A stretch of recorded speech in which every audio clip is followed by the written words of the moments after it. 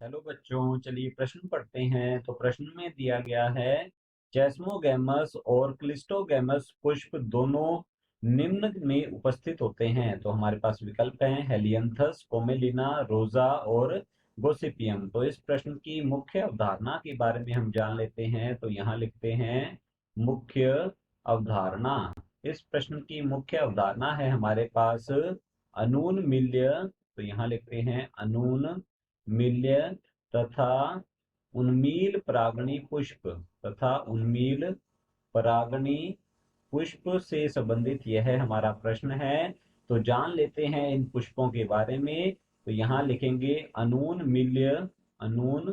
मिल्य परागनी परागनी पुष्प, या इसे कहा जाता है क्लिस्टोगैमस पुष्प। तो यहाँ लिखेंगे या फिर इसे क्लिस्टोगैमस क्लिस्टोगैमस पुष्प के नाम से जाना जाता है। अब क्लिस्टोगैमस पुष्प जो हैं ये ऐसे पुष्प होते हैं। तो यहाँ लिखेंगे ऐसे पुष्प जिनके जिनके जननांग जिनके जननांग कभी अनावृत नहीं होते हैं, कभी अनावृत नहीं नहीं होते हैं। ऐसे जो पुष्प हैं ये कहलाते हैं क्लिस्टोगैमस या अनोन्मिल्य परागनी पुष्प। उदाहरण के तौर पर हम यहाँ लिख सकते हैं, इनके उदाहरण रहेंगे हमारे पास जैसे कि कोमेलिना। तो यहाँ लिखेंगे कोमेलिना जो है इसमें क्लिस्टोगैमस या अनोन्मिल्य परागनी पुष्प पाए जाते हैं। इसके अलावा वायोला वायोला के पास भी क्लिस्टोगैमस पुष्प जो है ये पाए जाते हैं। इसके अलावा मटर और मूंगफली जो है मूंगफली, इसके पास भी ये क्लिस्टोगैमस पुष्प होते हैं।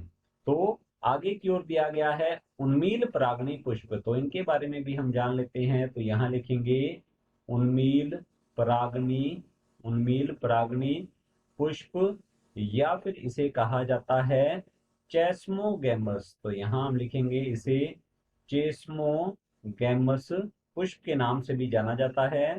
चेस्मोगैमस चेस्मोगैमस पुष्प इसे कहते हैं।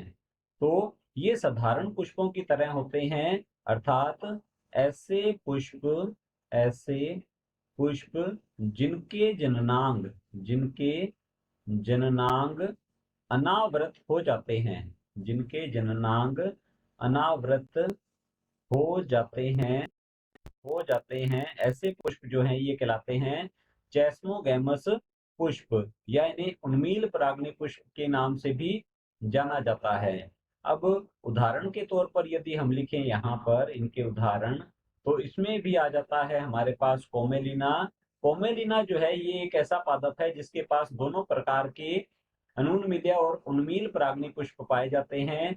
इसके अलावा इसमें वायोला भी आ जाता है। तो लिखते हैं वायोला।